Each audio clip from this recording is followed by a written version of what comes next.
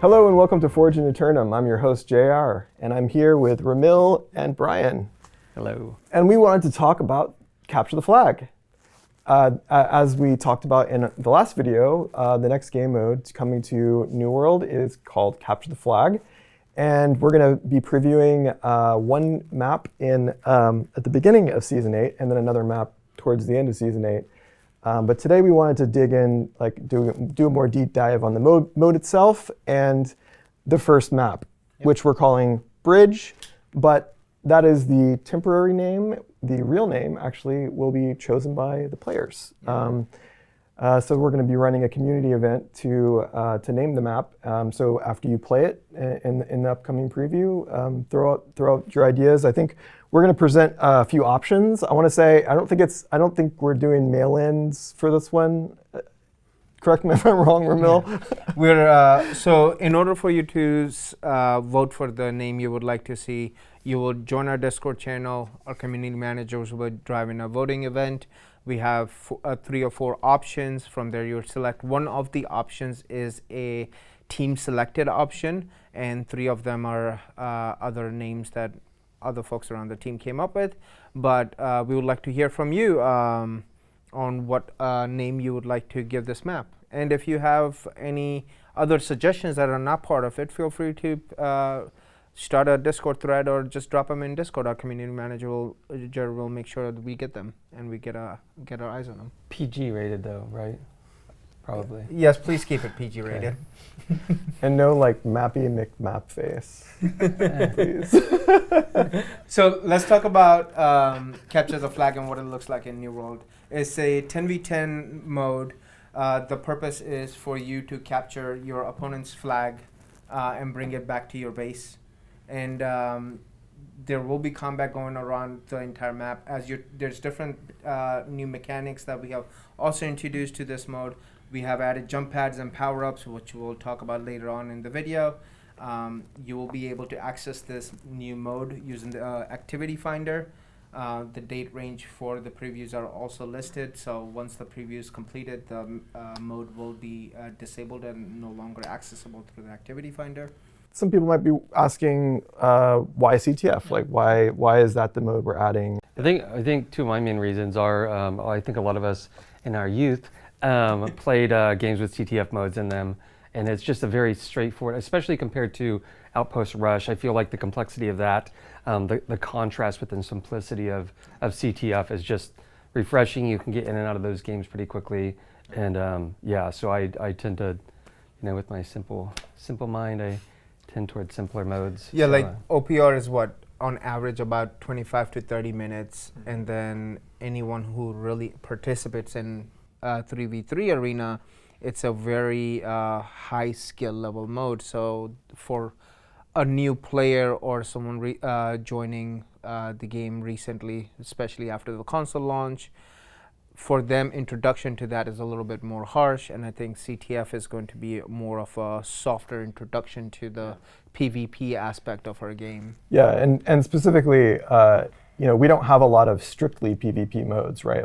Because OPR is obviously largely PvP, but it has the PvE element. And I know that some players just don't want any PvE in their PvP. CTF is very straightforward, like you said, it's just PvP. It's very quick games, get in and out. Actually, we can talk about the match duration. So it's 10 minutes.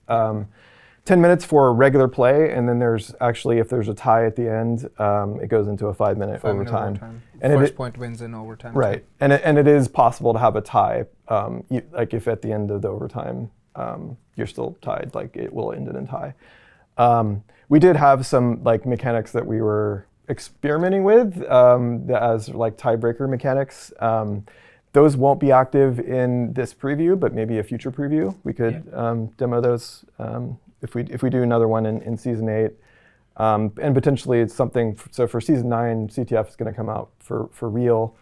And so one of the things I think we're going to be looking for in the data is how many matches end in a tie, and do we want to experiment with other tie-breaking mechanics? There's a lot of mechanic we have behind the doors that are tunable on the fly to understand and adapt to how the players are playing, which is, I think that's one of the strong aspects of how we did the double mode for CTF compared to some of our other modes. So I think that's going to be really good to see. Let's talk a little bit about the maps now.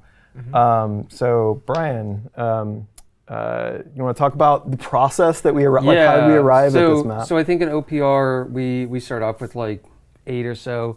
On this one we started out with I think 4 to 5 different designs. In the end we were only shooting for 1, but 2 of them I felt like with our team we could get 2 of them done. I wanted to have my cake and eat it. So the first map we're starting with for CTF is, the working title is Bridge. Because it is a bridge. 2 tiers with the chasm in the middle. Used, I think, the Monarch's Bluff set. For this one, it's set atop Snowy Mountain Range and everything. A lot more sort of direct combat between the teams because you're really forced into that conflict right at the beginning. I think also the contrast with the visuals in both of the maps, yeah, I think it's going to work out really well. I think one of the things that really helped us deliver 2 maps was the bridge being very simple, which allowed us to get a second map, which was a little bit more complex, which is good because you have a simpler map for anyone kind of new to CTF or even just new to New World PvP. It's going to be simpler for them to kind of onboard, and I think it's a good choice that we are going with that during our first preview. One of the things that I really like about the bridge map too is that we pulled the jump pads in, which seemed a little bit more gamey than a lot of New World, but it's a lot of fun. And I think the 2 tiers on the bridges just really works out really well with the jump pads. I love what it. are these jump pads you keep talking about? You jump on them. You go higher. I mean, I did mention the jump pads before, but we could go into a little more depth on them. Yeah, so there's, we added awesome jump pads to this brand new game mode that we'll also be introducing possibly in the future game modes as well. There's 3 different types specifically for this map, which is Bridge. There's a lot of verticality, so one of the unique jump pads for this map is a really high jump, which will kind of let you get from like the base ground level to the actual bridge level itself and create a lot of new ways to intercept the flag carriers as they're trying to approach your flag drop zones. But 2 other ones are like a long jump, which you can use to kind of cross different chasms and gaps in the map, cut players off. And then there's this amazing one, which is like a super long jump, which is really cool because you have some level of air control around that time as well. So you could crisscross the chasms. So you could jump from one area and kind of go under the bridge onto the other side, which is really cool. It almost lets you cover almost like a third of the bridge when it comes to that super jump. Basically a combination between the high jump and the long jump is the super jump. For each of these, because I did mention these before, but like the kind of the use in this map. So in the bridge map, we talked about like it's like a 2-tier bridge, but it also has this kind of like chasm running down the middle of it on the lower side. And there's actually a surprise waiting for you at the bottom of the chasm. Wait, did you see? What surprise are you talking about? The spikes. Spikes. Oh, there's more down there. There's other. Oh, there's more stuff you guys had. Easter eggs. So you, if I'm gonna have to fly down wanna, there for when I get back. No, you gotta jump, just like the players. They can't fly, so you gotta jump down. Keep looking. There's some goodies down there. So next time you get flung to your death in the middle of this spike pit, just make sure and look for that Easter egg before before one you of the things I like most, and sorry to interrupt, but one of the things I like most about the jump pads is like a lot of people had strong opinions about it, how they should work, and it got a little contentious, and I love it when there's like really strong opinions and trying to find the best. We tried multiple approaches. We tried like you walking up to it and it would just shoot you right away. But I feel like our game is a lot more calculated than a lot of other games with CTF mode. So you want a little bit more control over when you actually want to blast off to a different location. Yeah, I talked a little bit about that in the last video. It's just like, having them automatically trigger just caused all sorts of problems. And you're not always. you have enough to worry about without also worrying about whether you're going to back into a jump pad while you're, repositioning. I think that the reason that I liked that version, I think a little bit better, is because the way I play is so random and chaotic, and it doesn't I'm not good, so it doesn't really matter. Whether you fling this way or that way, it's fine. People flying through the air willy-nilly. Right. But yeah, you guys are, I'm sure you made the right call. What's great players will tell us if we made a call. You can still shoot people.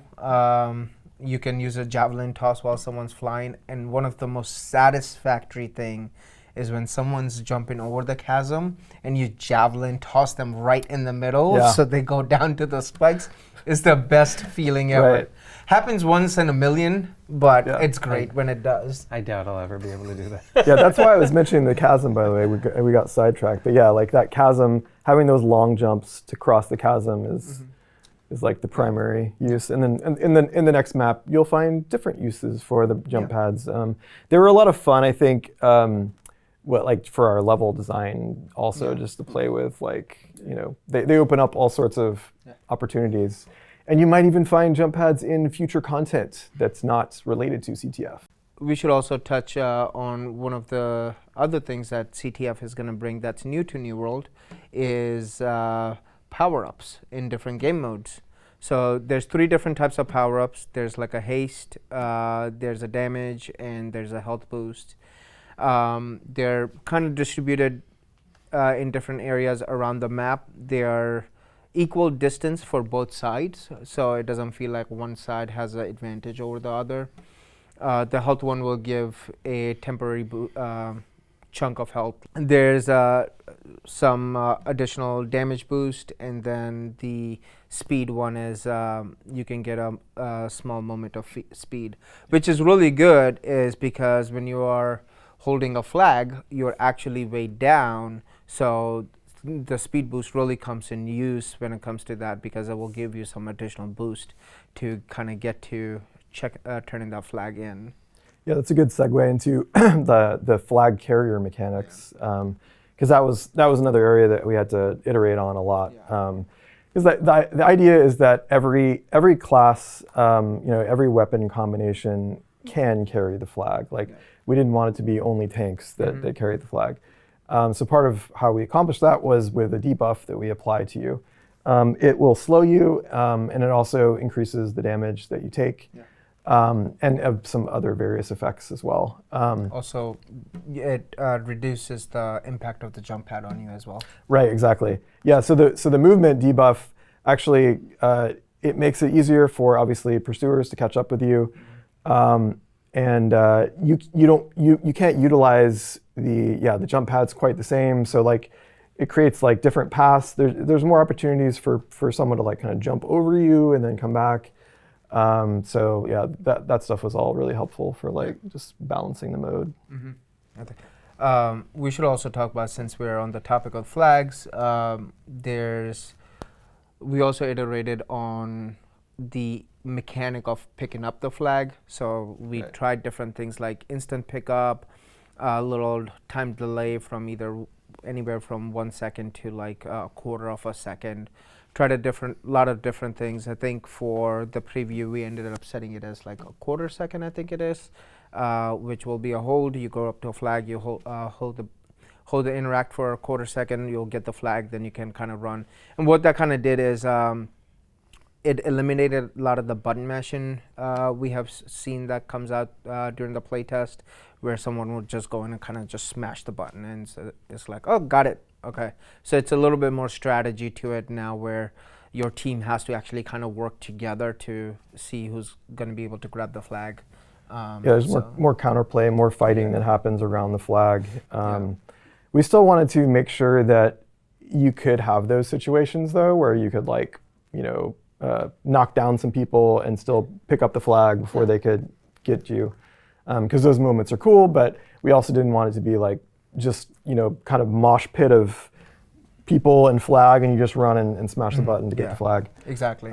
So I think we reached a happy middle ground there. Yeah, and most of the movement abilities on your weapons will also end up dropping the flag. So while you're playing the mode, be careful about things of that sort. Yeah, that was another one of those things where we were seeing people basically just chain together movement abilities to go cross the entire map with the flag before you could do anything about it. And some of that stuff's fun for sure, but we, in the interest of kind of trying to, like I mentioned before, trying to maintain the flag carrier as like something that most people can do, most weapon classes. It was important to kind of stave off some of the OP-ness of. Absolutely. Oh God, I said that word. Sorry. That I did. The banned word. Yeah, it's just the way. Yeah. Moving on. Yeah. Moving on to something that the players actually care about. When are they going to get get to play the map? When? Yes. Tell us when. So you'll get to play the map and the mode on May 16th to May 19th. It is a preview mode, so please do come join us. Any feedback you have, leave it in the comment section. Reach out to us over Discord. We are here. We are looking at all the feedback. We'll do another preview in the future as well, so we'll adjust based on the feedback. So your feedback is very valuable to us, and we do read it, we do analyze it, we make changes based on that. So please give us your feedback on how you like the mode. What do you enjoy the most about it? What you kind of want to see in the future? Different variations of the same mode. Okay, and that brings us to the end of our episode. We hope you enjoyed it. You can join us here in another 2 weeks. We're going to be talking about more upcoming modes and content. So please stay tuned for that.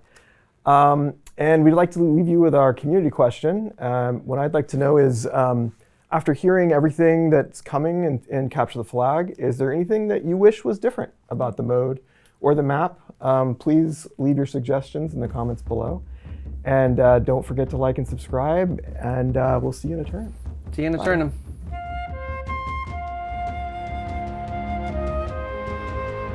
Your team has to deliver a flag to capture a flag and deliver it to your the opponent's base, not your base. Sorry. I get up. Yeah, sorry. That's why he keeps losing. Yeah.